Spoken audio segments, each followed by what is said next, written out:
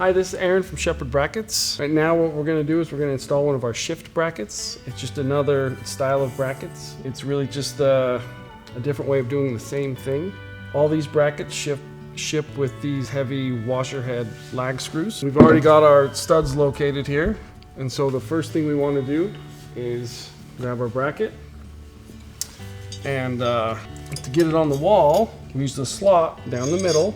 And to install this bracket, you want to tilt the lag screw slightly down into the wood to put more pressure on the top of the plate.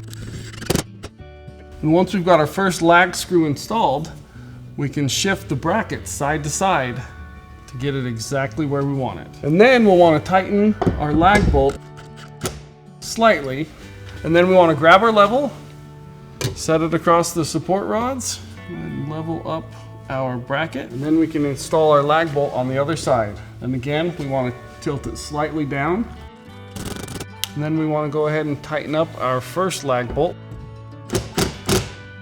and then we can slide on our shelf. And that's how you install the shift bracket.